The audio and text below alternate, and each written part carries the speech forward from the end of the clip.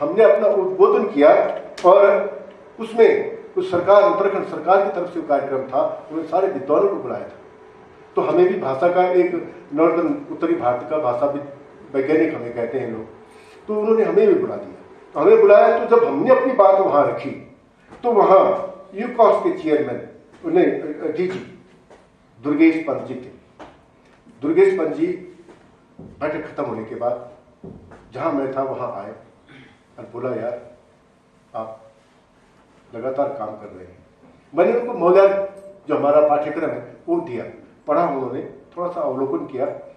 वो पाठ्यक्रम ऐसा है कि आप उसको देखेंगे तो आप, जैसे एक शब्द है माँ साहब, कुमाऊनी में मास्टर को माँ साहब बोलते हैं, माँ साहब, और हमारे गढ़वाली में मास्टर बोलते हैं माँ साहब। उसमें क्या है, मास्टर जी के साथ में साहब भी लगा दिया, माँ साहब, मैंने उनको सम्मान भी दे दिया। और वहां क्या है, हिंदी के आधार पर मास्टर जी, वहां जी लगा दिया। तो ये अंतर है। हम इस अंतर को देखो, जो शब्द अच्छा है हम उस शब्द को लेंगे ना। शब्द हमारी भाषा में दुनिया भर के शब्द हैं, ज्यादातर देश विदेशी शब्द हमारी भाषा में। देश की जितनी भाषाएं उठाओ आप, हर भाषा के शब्द हमारी भाषा में। जब हम दूसरी भाषाओं के शब्द ले सकते हैं, अपनी भाषाओं के शब्द भी तो ले सकते हैं।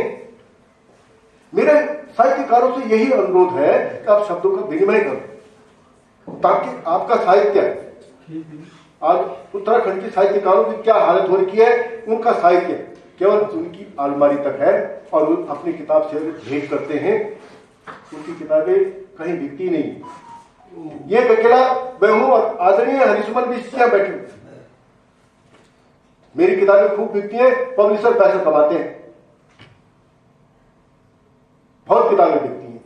अभी मेरी किताब, मैंने कोश्यारी जी पर एक किताब लिखी है, 600 पेज की किताब है, पूरा संदर्भ ग्रंथ है, प्रभास प्रकाशित में प्रकाशित किया और मेरे को उसने 250 किताबें दे दी और किताब की कीमत है 995 रुपया। भैया मैंने कहा, आप लोग तो आरएसएस के हैं, आप तो कमा लेंगे, हम कहां से कमाएंगे भाई, 995 रुपये को और किताब खरीदेगा, है ना। वो किताब हमारा घर में उसने जगह खरीद रखी।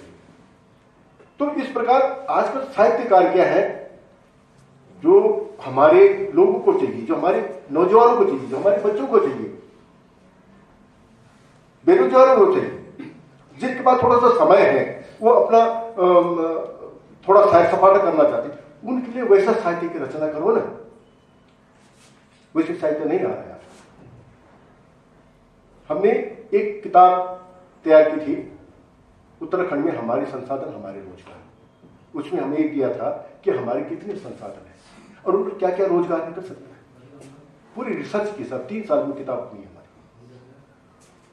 इसके बाद में हमने किताब और हमने उसको तैयार हमने कर दी, हमने पब्लिकेशन उसमें उत्तराखंड की पर्यटन सर्किट, छोटे छोटे पर्यटन, जैसे शनिवार की इतवार की छुट्टी होती है आजकल, तो लोग क्या करते हैं, फ्राइडे की रात को ही निकल लेते हैं दिल्ली से या दूसरे बड़े शहरों से, और 2 दिन का प्रोग्राम बना करके इतवार की शाम को अपनी गाड़ी, क्योंकि गाड़ी तो आजकल बहुत सस्ती हो गई लोगों के लिए, अपनी गाड़ी में बैठे, बच्चों को बिठाया और इतवार की शाम को निकले और घर पहुंच गए, सोमवार को अपनी ड्यूटी पर।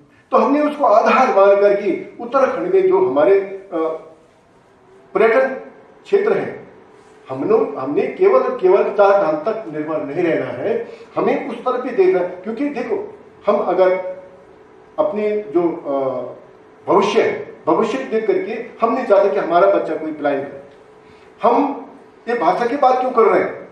आज पोस्टमैन धारचूला पहुंच गया, वो कौन सा है? जहाज गुजर है। हमारे उत्तराखंडी भाई को नौकरी क्यों नहीं मिल रही? आज मास्टर बाहर से आ रहे हैं। हम चाहते हैं कि कम से कम एक पेपर हमारा जो परीक्षाएं होती हैं उत्तराखंड में उसमें आए, जिसमें उस पेपर को पास करने वाला बच्चा ही यहाँ की नौकरियों में उसको स्थान मिले। जैसे पंजाब में है, जैसे गुजरात में है, जैसे मुंबई में है, महाराष्ट्र में है, हर प्रदेश में है। तो हम एक ऐसी भाषा चाहते हैं कि जो उत्तराखंड के बच्चे को उत्तराखंड में रोजगार दे। अब अगर सपोज हमारी एक विषय बनता है कक्षा 1 से 10वीं तक, हर स्कूल में एक मास्टर लगेगा, हर स्कूल में एक मास्टर लगेगा, और उस मास्टर को पढ़ाने के लिए विश्वविद्यालय में बीएड में भी एक प्रोफेसर बीएड का होगा। उसमें बीएड में भी एक प्रोफेसर होगा पढ़ाने के लिए। टीचरों को, जो टीचर की ट्रेनिंग करेंगे।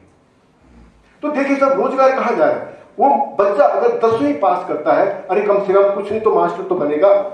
कल एक हमारे साथी कह रहे थे कि कुमाऊनी पढ़ने वाला कोई है ही नहीं, और वास्तव में ठीक कह रहे थे। बच्चे भी ठीक कह रहे हैं कि हम कुमाऊनी पढ़कर क्या करेंगे, घर वाले पढ़कर क्या करेंगे, भविष्य नहीं है। अब मेरे जैसे कई हैं जिन्होंने एक जुनून है कि हमने भविष्य में ये काम करना है, तो जुनूनी बच्चे जरूर पढ़ेंगे।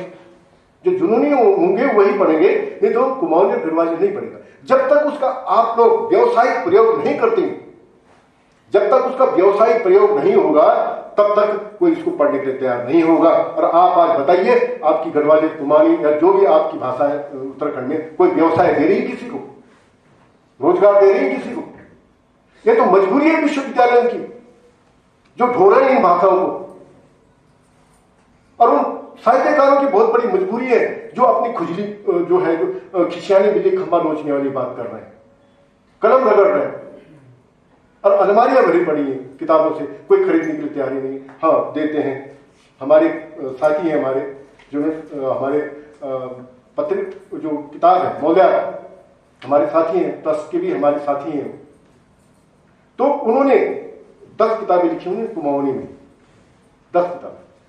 और वो क्या करते हैं, वो किताब हर आदमी को किताब अपने फ्री देते हैं, 10 को पूरा बंडल दे देते हैं, लो जी पढ़ो। और फिर भी वो किताब, वो हमारे बिष्ट हैं, और बिष्ट कुमाऊं में पंडित होते हैं, वो पंडित जी। तो हमारे कहना है कि आप लोग साहित्य की रचना कर रहे हैं, तो ऐसे साहित्य की रचना करो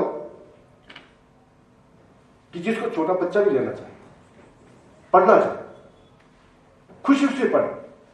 हमारी महोदय पुस्तक बंगलौर से एक फोन आया मेरे कि डॉक्टर साहब ये महोदय किताब हमारे पोते ने पढ़ी है, और पोता हमारा पूरा हमारी जो हम जानते ही नहीं थे अपनी भाषा को, वो बोलने लगे, अपनी दादी के साथ बोलता है खूब।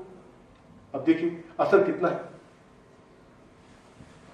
गढ़खल कसौली सोलन के बहुत अंदर है, गढ़खल कसौली, वहां गए हम लोग। वहां हमारे परिवार है, 300 परिवार है वहां। वहां बच्चे पहुंचे सब कार्यक्रम में। तो लोगों में जुनून है अपनी भाषा बोली के लिए, पर क्या है, हम लोग बटे हुए, उत्तराखंडी तो है नहीं, हम लोग नहीं उत्तराखंडी। आज हमारे साहित्यकार हैं, और देखिए हमें बहुत बड़ी खुशी है कि हमारे साहित्यकार आज भी रचनाएं कर रहे हैं, लिख रहे हैं, खूब लिख रहे हैं। पर क्या है, उनको ये पता नहीं है कि हम जिस भाषा को लिख रहे हैं उसका व्याकरण क्या है, उसका नियम क्या है, कौन से नियम से लिख रहे हैं। अब हिंदी में लिखते हैं हम लोग, हिंदी का अपना व्याकरण है जो हमने बचपन में सीखी है। क्या गढ़वाली का कोई व्याकरण, क्या कुमाऊनी का कोई व्याकरण? अरे गढ़वाली में आपकी अगर 12 या 8 उपभाषाएं हैं, तो 8 ही तो आपकी होंगी, व्याकरण होंगी। इसी प्रकार कुमाऊं में अगर 12 बोलियां हैं, तो 12 ही तो आपकी वो होंगी। कुछ इसमें कुछ आप लोग केवल एक हमारा कारक आप उसको नियमित नहीं कर पा रहे हैं, और हम भाषा की बात फिर कर रहे हैं, हम लोग अपनी कुमाऊं की बात कर रहे हैं, गढ़वाल की बात कर रहे हैं। अरे कुमाऊं में कौन सा साहित्य लिख रहे हैं, गढ़वाली में कौन सी व्याकरण क्या है, उसका नियम क्या है? कहीं आप कनी लिख रहे हैं, कहीं थनी लिख रहे हैं, कहीं सनी लिख रहे हैं, मैं क्या है, मैं लीजिए, ये बताओ, एक शब्द प्रयोग करो ना। ये तो सागर है, भाषा तो सागर है, समुद्र है। एक शब्द कोई प्रयोग करने का बिल्कुल तैयार नहीं है। उनको ये पता नहीं कि भाषा, लोक भाषा और बोली में क्या अंतर है। बोली स्वतंत्र रूप से चलती है, स्वतंत्र, उसमें कोई नियम कानून नहीं होते, सब कोई व्याकरण नहीं होते, कोई व्याकरण नहीं होती। लोक भाषा उसमें आंशिक रूप से थोड़ा सा पालन किया जाता है, और जो भाषा होती है वो टोटली व्याकरण के आधार पर होती है। अगर हमने एक शब्द का प्रयोग करना है तो एक ही शब्द का, एक कारक का प्रयोग करना है, एक ही कारक का करेंगे, और उसका उल्लेख व्याकरण में एक किताब में होता है। मेरी जो शोध है उसमें सारा कुछ है, सारा व्याकरण का हमने कुमाऊं और गढ़वाली का हमने दोनों को लेकर के हमने एक सारा कुछ किया। कुमाऊनी में हमने खास परिचय को लिया और गढ़वाली में श्रीनगर की भाषा को लिया था। और इसमें हमने आज हमारी उस सोच से 2 पुस्तकें हैं, एक ध्वनियाकर और एक तुलनात्मक अध्ययन। मैं कुछ पुस्तकें आदरणीय प्रोफेसर निर्मला दहला जी को भेंट करके जा रहा हूं। अगर आप पढ़ लीजिए, कुछ पुस्तकें मेरे आउट ऑफ प्रिंट हो गई हैं, अभी उनको पब्लिश करने की कोशिश करेंगे। तो हम चाहते हैं कि आप लोग भाषा के लिए काम करें, लोग भाषा के लिए नहीं, बोली के लिए। हम लोग भाषा के लिए काम कर रहे हैं। कृपया हमें समझने की कोशिश करें, हम भाषा के लिए काम कर रहे हैं। हम प्रादेशिक भाषा की बात कर रहे हैं तो प्रादेशिक भाषा का कोई व्याकरण तो होगा, व्याकरण भी तो तैयार होगा। और व्याकरण अकेला जलंधर तैयार नहीं करेगा, आप जैसे विद्वान बैठेंगे, आप तैयार करेंगे। हमारे आदरणीय बैठे सामने हमारे कांडपाल जी, भवानीदत्त कांडपाल जी, आदरणीय भवानीदत्त कांडपाल जी ने 95 में जब हमने पहला अखबार निकाला था तो सर उन्हें एक संदेश मिला। मैंने फिर फोटो मंगाई, फोटो के साथ उनका मैसेज मैंने उसमें अखबार में छापा है और उनका आर्टिकल भी छापा साथ में। आप उस पुस्तिका में देख लीजिए, जैसे कल विमोचन हुआ। मैं लाया हूं 25-30 कापियां लाया हूं यहाँ। तो क्योंकि वो बहुत कम हमारे पास है और हमने हर जगह जो भी हमारे 3-4 प्रोग्राम है उन प्रोग्राम में हमें देंगे। तो ये भी एक इतिहास की तरह हम लोग चल रहे हैं। अब हमारे इतिहास पुरुष हमारे बीच में, जैसे हमारे पोखरिया जी हैं, पोखरिया जी ने स्पेशली इस विषय के लिए एक कुमाऊं विश्वविद्यालय, जो पहले सुमन सिंह जिला परिषद हुआ करता था और अब वो विश्वविद्यालय बन गया, वहां एक गोष्ठी करवाई थी जिसमें उस समय प्रोफेसर बिष्ट जी, पूरा नाम भूल रहा हूं उनका, शेर सिंह बिष्ट जी, जो आज हमारे बीच में नहीं है। शेर सिंह बिष्ट जी थे, मधुबाला नयाल थी और 3-4 लोगों के नाम ध्यान नहीं आ रहे मेरे। और हाँ, केशवदत्त रुपाली जी थे। मेन बात है केशवदत्त रुपाली जी कुमाऊनी भाषा के प्रोफेसर थे सुबह के साथ। तो उसमें हमने अपनी बात रखी तो उन्होंने इस चीज को स्वीकारा कि हाँ ये होना चाहिए, भविष्य के लिए होना चाहिए, पर हमें इसके लिए सबसे पहले विद्वानों को बैठ करके एक व्याकरण की स्थापना करनी पड़ेगी। तो हम जो सरकार से करेंगे, क्योंकि भाषा, अगर हम भाषा के लिए बात करनी है, जैसे हिंदी भाषा के लिए बात हुई, तो सरकार ने क्या किया था, हिंदी भाषा निर्देशालय खोला और हिंदी भाषा निर्देशालय ने क्या किया, हिंदी भाषा में जिन लोगों की रचनाएं उनके पास आई वो उन्होंने पब्लिश की। मेरी 3 किताबें हिंदी भाषा निर्देशालय छाप चुका है, पब्लिश की और सम्मानित किया उनको। लाख रुपए के, 50,000 रुपए की उन्होंने सम्मान दिया, यहां तक 5 लाख तक का भी उनके पास सम्मान है। हमारे आदरणीय नीलांबर पांडे जी हिंदी भाषा में, हिंदी भाषा संस्थान के डायरेक्टर रह चुके हैं, निदेशक रह चुके हैं उसके, और वो पूरी बाखूबी से जानते हैं। तो क्या उत्तराखंड सरकार अपनी लोक भाषाओं को या अपनी भाषा के लिए, प्रादेशिक भाषा के लिए एक छोटा सा विभाग नहीं बना सकती?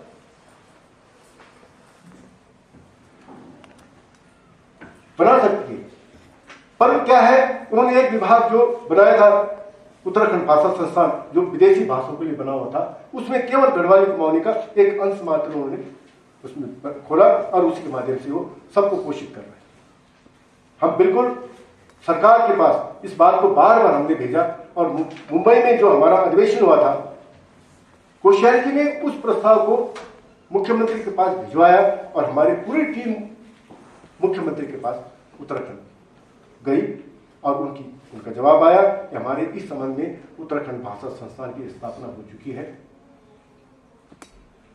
हमने कहा भी प्रयास क्या हुए आज तक? प्रयास तो कुछ भी नहीं हुए। एक एकेडमी क्यों नहीं बनी भाई? तो बातें बहुत बड़ी हैं, बहुत लंबी हैं और समय कम है शायद हम लोगों के पास, हमें जाना भी है। और इसके बाद मैं आप सब लोगों को, यहाँ आप पहुँचे, मैं नमन करता हूँ और आगे की कार्रवाई के लिए मैं, जो भी आप लोग यहाँ हमारी बातें जैसी भी आपको लगी होंगी, अगर आप अपने अपने कमेंट्स हमें दें, छोटे छोटे कमेंट्स दें, जो हमारी पुस्तक आएगी उस पुस्तक में वो कमेंट्स आपके फोटो के साथ आ जाएगी। आप फोटो जरूर दीजिए कमेंट्स के साथ, क्योंकि अगर कोई कमेंट्स में फोटो लगती, किसी बच्चे की फोटो लगती है, तो क्या है कि वो बच्चा उस फोटो रखता है। मैं कक्षा 5 में था, राइटिंग बहुत अच्छी थी मेरी, याद है मेरी राइटिंग बहुत अच्छी थी मेरी, तो मेरे को एक क्या उस समय क्या था, एक रबड़ और पेंसिल मिलता था इनाम, या एक फुट्टा दे दिया इनाम। मेरे को रबड़ और पेंसिल मिल गई, तो मैंने क्या कि प्लास्टिक थैली में रबड़ पेंसिल को वहां टांग दिया दीवार पर, रोज देखता था उसको, मेरे सामान मिला। आज मेरी बोरी में रखे हैं सारे मोमेंटो, जगह नहीं है घर में रखने के लिए। कम से कम 130 मोमेंटो है मेरे पास, क्या करूं, कहां रखूं, कहां टांगूं, कभी इतने बड़े बड़े। तो ये आप लोग, आप बच्चे हमारे, भविष्य हमारा, हम भी आपको एक किताब के माध्यम से कुछ देना चाहते हैं, आशीर्वाद देना चाहते हैं। तो जितने भी बच्चे हैं वो अपना अपना छोटे छोटे कमेंट्स, बड़ा नहीं, इतना बड़ा नहीं, क्योंकि इतने बड़े बनने में आपको बहुत समय लगेगा, छोटा सा कमेंट्स आप दीजिए। आपको यहां कैसा लगा उसके बारे में बताइए, फोटो के साथ भी दीजिए। आपके सामने मैडम हमारी आदरणीय, और ये पूरा आपको स्थान देगी इस पुस्तक में। वो पुस्तक बनेगी, पत्रिका नहीं, हमने किसी से विज्ञापन नहीं लेना उसमें, हम उसको यहीं विश्वविद्यालय के माध्यम से या विकास के माध्यम से या न्यास के माध्यम से प्रकाशित करेंगे, और आप लोगों की उपस्थिति उसमें जरूर करेंगे। इसके साथ ही मैं आप सबका प्रणाम करता हूं, धन्यवाद करता हूं।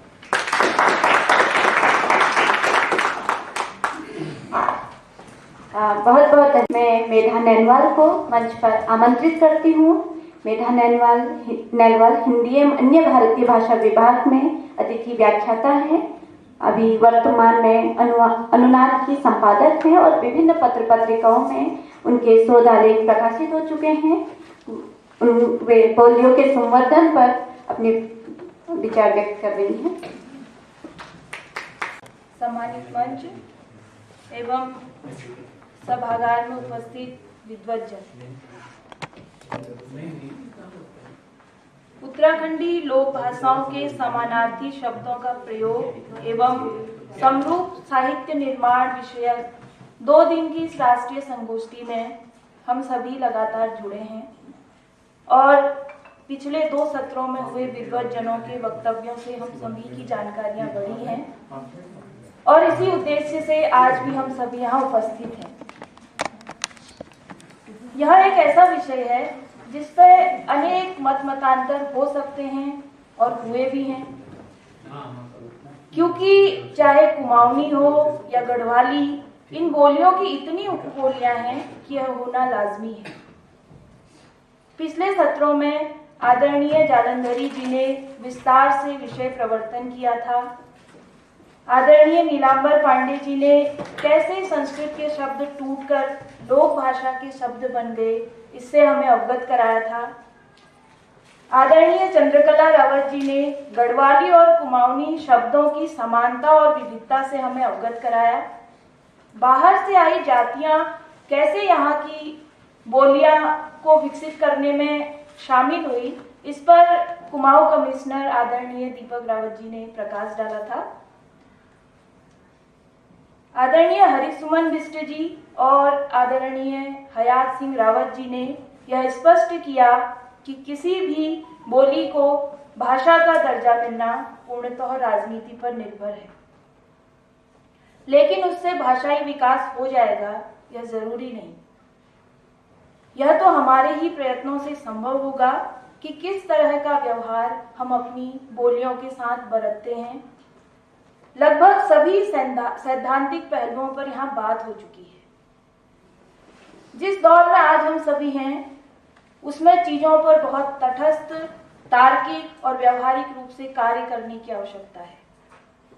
अब इतना समय हमारे पास नहीं है कि हम ऐसा होना चाहिए पर ही बात करें और क्रियान्वयन में शिथिलता बरतें। विकास के लाभ हैं तो हानियां भी हैं। आज के माता पिता चाहते हैं कि बच्चा जैसे ही बोलना सीखे उसके मुंह से अंग्रेजी के शब्द निकले। वो फिर थोड़ा बड़ा होता है, स्कूल जाता है, तो माता पिता अधिक से अधिक अंग्रेजी के शब्द सीखते हैं। ताकि अपने अंग्रेज बच्चे से बतिया सके। उनको कोई चिंता नहीं है कि उनकी बोली बचे चाहे ना बचे। सभ्यता को विकसित करने की ऐसी होड़ हमें लग गई है कि हम भूलते जा रहे हैं कि संस्कृति को बचाना सबसे जरूरी होता है। मेरा अब तक का आधे से अधिक जीवन गांव में बीता है। मैं कुमाऊनी की ही थोड़ी बहुत जानकारी रखती हूँ। उसी के आधार पर कुछ अनुभव आपके समक्ष रखूंगी। हम गांव में अपने पास पड़ोस में ईजा, बाजू, ताई, ताऊ, चाचा, चाची, भैया, भाभी इत्यादि से तो कुमाऊनी में बात करते ही थे। इसके अलावा हम अपने गाय, भैंसों और जितने भी पालतू जानवर थे उनसे भी कुमाऊनी में ही बोलते थे। हमारा सांस्कृतिक विकास ही ऐसा होता गया, अलग से हमें बोली सीखने की आवश्यकता पड़ी ही नहीं। जब तक हम गांव में रहे हमें इस बात का आभास भी नहीं हुआ।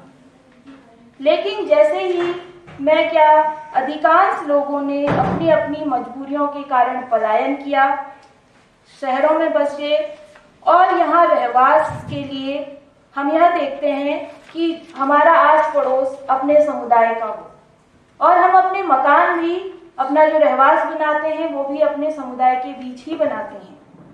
लेकिन कितनी बड़ी विडंबना है कि दिन रात अपनी बोली बोलने वाला समुदाय इतनी जल्दी शहरी हो जाता है कि अपनी बोली इन कॉलोनियों में कहीं सुनाई ही नहीं देती।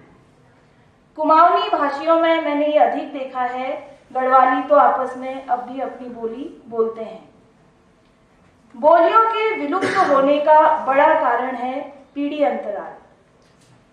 मुझे याद आ रहा है मेरी अम्मा, जिनकी उम्र 95 वर्ष है, वो कुमाऊनी के कुछ ऐसे शब्द बोलती हैं कि हम उनका अर्थ तो जानते हैं लेकिन व्यवहार में उनका प्रयोग नहीं करते। जैसे मेरी अम्मा कुछ शब्द बोलती हैं, गरु यानी भारी, हिल यानी गीला, धिंगड़ या लुकुड़ यानी कपड़े, मणि यानी थोड़ा सा, भिनेर यानी आग, बुद्धि यानी कामकाज, गुई यानी मीठा, हाम यानी याद, चलक यानी भूकंप। अब जब हम कुमाऊनी बोलते हैं तो हम उसमें हिंदी के शब्दों का प्रयोग करते हैं। जैसे भूकंप है गो, गिल है गो, काम करन लाग रही, आग जल दियो, कपड़ धुल लाग रही। इतने वाक्य मैंने बोले पर इनमें एक में भी ठेठ शब्द का प्रयोग नहीं किया। तो ये शब्द तो मुझ तक ही आकर विलुप्त हो गए, आगे पहुंचेंगे कैसे? बहुत सी पत्रिकाओं में कुमाऊनी लेख और कविता, कहानी इत्यादि पढ़ते हुए लगता ही नहीं है कि हम कुमाऊनी पढ़ रहे हैं। उसमें हिंदी शब्दों की इतनी भरमार होती है और कुमाऊनी के नाम पर सिर्फ क्रिया रूप होता है। अब आगे की पीढ़ी तक कैसे पहुंचे ये शब्द जब व्यवहार में है ही नहीं? यह बड़ा खतरा है बोलियों पर। हमारी बोली के शब्दों में आख्यान रचने की कितनी ताकत है, इसका एक उदाहरण मुझे याद आ रहा है। जागर में जब किसी पर देवी या देवता अवतरित होते हैं तो वह शादीशुदा लड़कियों को लगुली कहते हैं। लगुली शब्द सब्जी या फलों की बेल के लिए प्रयोग किया जाता है। प्राचीन समय में वंश परंपरा बेटियों से ही आगे बढ़ती थी। लगुली कहते ही एक पूरा चित्र हमारे सामने आने लगता है। एक बीज जमीन में डाला, उसमें अंकुर फूटा, धीरे धीरे बेल बढ़ी, उसमें फूल आए, कुछ फूल पनप गए, कुछ नहीं पनपे, कुछ फल और सब्जियां हष्ट पुष्ट हुई, कुछ उतनी और कुछ कमजोर। इसे जब हम अपने जीवन में लागू करते हैं तो पाते हैं कि ऐसा ही तो है हमारा वंशानुक्रम। अपने बच्चे को ऐसे सिखाने की बजाय हम किताबों से रटाते हैं तो कहाँ से ये सब उसकी संस्कृति संस्कार का हिस्सा बनेगा? हमें तो सब्जी फल भी हाइब्रिड और यूरिया केमिकल वाले खाने की आदत पड़ गई है और संस्कार भी हम ऐसे ही बरत रहे हैं। जिसका नाम ही बोली है वह तो बोलकर ही आगे बढ़ेगी। अवधी, ब्रज जैसी समृद्ध बोलियां जिनमें हिंदी के विकास के बाद से ही साहित्य रचना हो रही है। 1000 वर्ष से भी अधिक का इतिहास है इनकी समृद्धि का। इनके बोलने वालों से कभी इनको भाषा बनाए जाने का प्रस्ताव सामने नहीं आता। वे लोग बोलकर उसे आगे बढ़ा रहे हैं। तो फिर हमें क्यों संग्रहालय में रखे जाने की आवश्यकता होती है महसूस अपनी बोलियों को? 8वीं अनुसूची के संग्रहालय में हम इन्हें ले तो आएंगे, लेकिन क्या बचा भी पाएंगे? आज के उत्तर आधुनिक, उत्तर सत्य और AI जगृत समय में हर मुहिम की शुरुआत स्वयं से करने की आवश्यकता है। इतना श्रम, समय, संसाधन और धन लगाकर खूब किताबें कुमाऊनी या गढ़वाली में अनुदित करके भिन्न भिन्न कोश बनाकर किताबों की इमारत से भाषा कभी नहीं बचेगी। वो बचेगी तो हमारे ही निजी प्रयासों से कि हम खुद और आसपास को कितना तैयार कर पाते हैं, कितना सांस्कृतिक विकास कर पाते हैं। आखिर मैं यही कोण चाहूँ और मैं कोशिश ले रहे हैं कि आपण में कसिक बदलाव लानो। गिरीश तिवारी गिरदार कविता लाइन है याद उन्हें, हालांकि उन्हें संदर्भ अलग है कि चाहे हम नहीं ले सकूं, चाहे तुम नहीं ले सको, मगर कोई न कोई तो ला लो उदिन और दुनी में। हमूल उके आस में लगान हमन उके बनन पड़ोल जो दुनी बदल दियो। इन्हीं शब्दों के साथ आप सभी का अपना समय देने के लिए बहुत बहुत आभार करती हूँ। शोभा हिंदी एवं अन्य भारतीय भाषा विभाग की शोध छात्रा है और बोली और भाषा के महत्व पर अपनी बात रखने आई। इसके लिए बहुत बहुत धन्यवाद।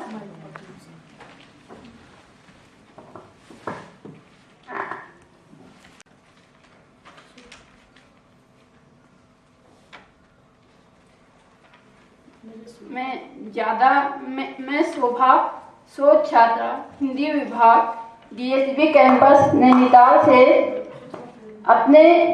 मेरा शोध का विषय है इसमें बोली एवं भाषा का महत्व। इस पर मैं ज्यादा कुछ नहीं कहते हुए सीधे अपने शब्दों को प्रारंभ करूंगी। ज्यादा समय न लेते हुए सीधे अपने शब्दों को कहूंगी। मंच पर आसीन सभी विद्वज्जनों को मैं प्रणाम करती हूँ। मेरे शोध का विषय है भाषा एवं बोली का महत्व। भाषा एवं बोली का हमारे जीवन एवं समाज में अत्यधिक महत्व है। यह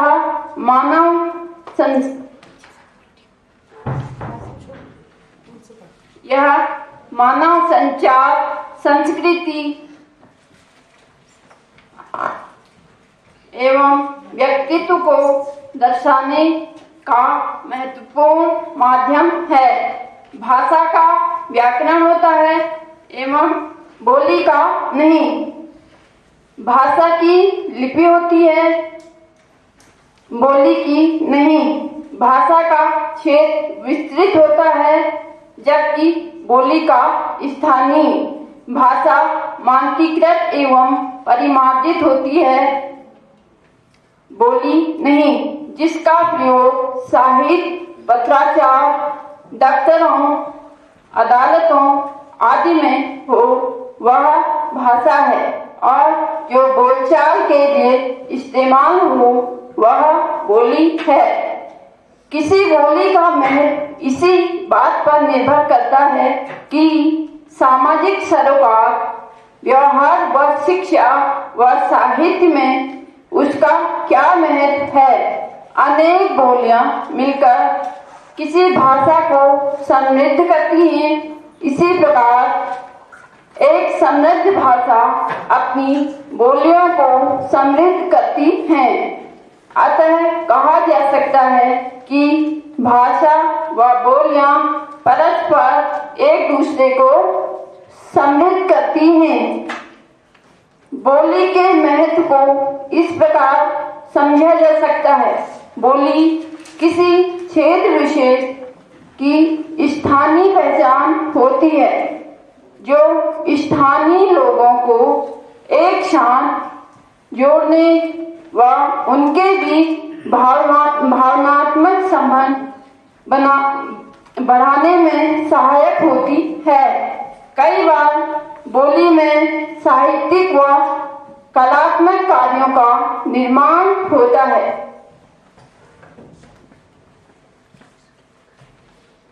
जो उसकी विशिष्टता को दर्शाता है।